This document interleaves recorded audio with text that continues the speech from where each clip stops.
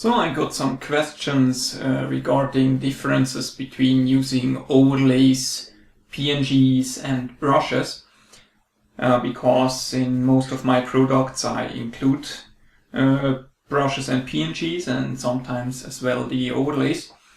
So I just wanted to create this small video to show you why I include them and what benefits and disadvantages the different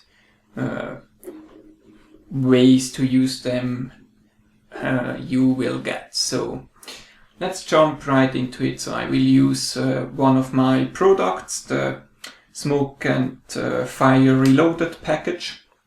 I will put a link in the description and yeah, let's show you. So I have here a small example image, and when we go to the package, we see we have some overlays for fire and some smoke overlays.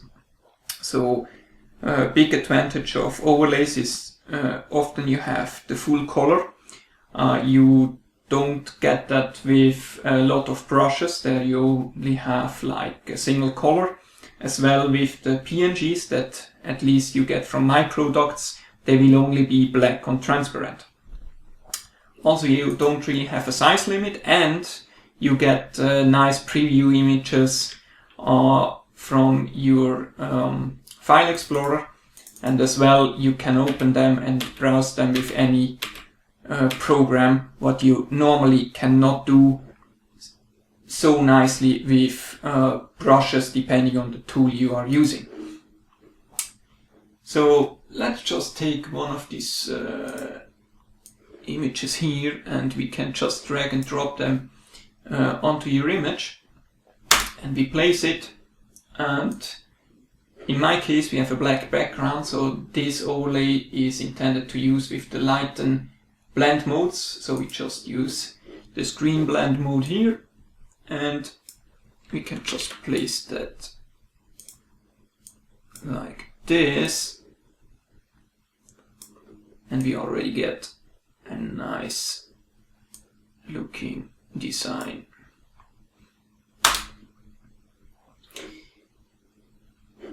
So we can stack these on top of each other, and I just made that here like this, and we can create a really nice effect just by using some simple overlays. Big disadvantage compared to brushes is you are not as fast. I will show that later when I'm using the brushes. Good. Another thing that you can use are the PNGs. So I got the questions, okay, why are the PNGs black? Because it would make actually more sense to have them in white. Actually, this is just because of the previews.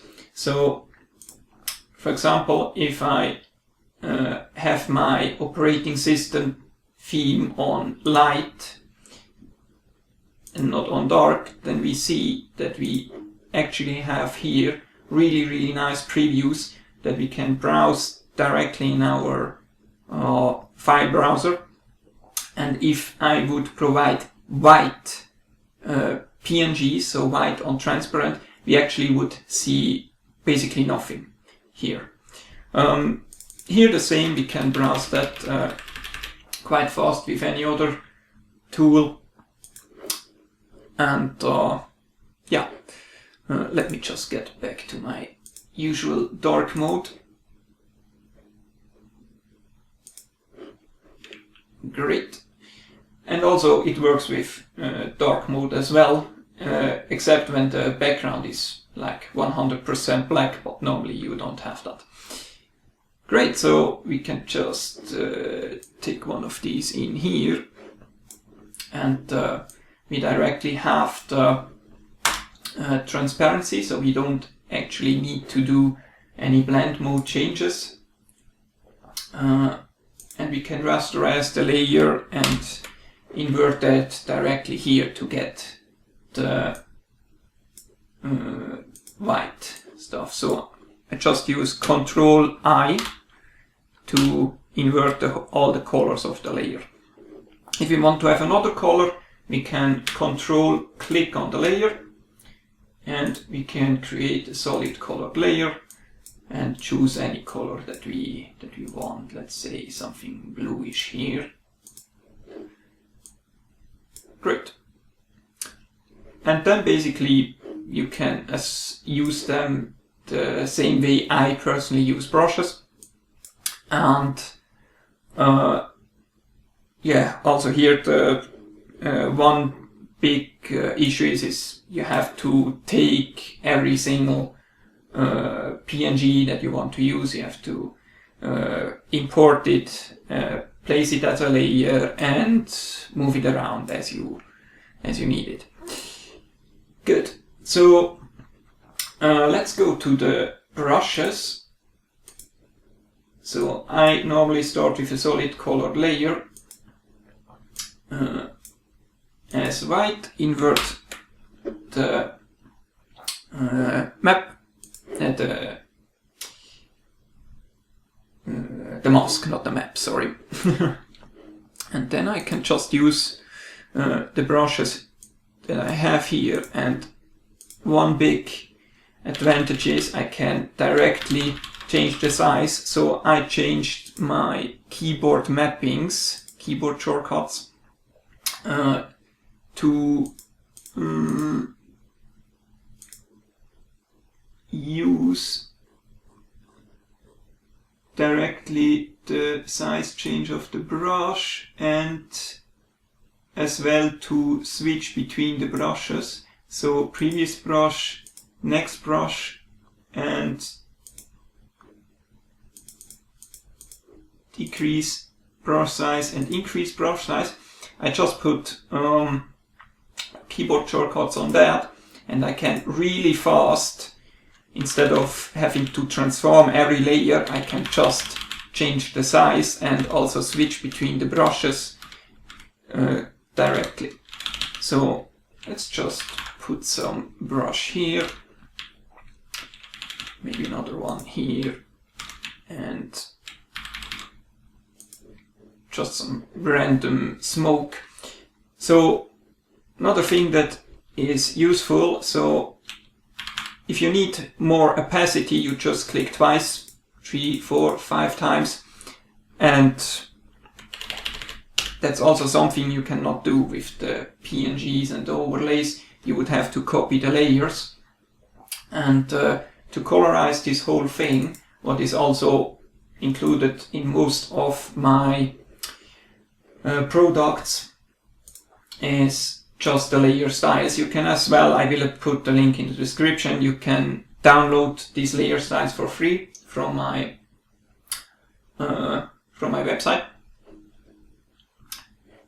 Yeah, and we can just color these styles, this layer with some styles. Let's use this one. Good. Yeah. Another advantage when you use, this is also possible if you use the PNGs, you have here the layer mask, and you can actually change the layer mask. For example, you can change the brightness and the contrast of this mask just on the fly. And we can as well, for example, add change some filters, like using smart sharpen filter here to change the look and feel of our design here. Here's another example. You can also use multiple layers, so you can still change your brushes, like reposition them and so on, or toggle it on off and so on. And you can just put the layer style directly onto the group. and change all these layers at the same time. So for example, let's say we want to use another fire style, or maybe we change it to smoke.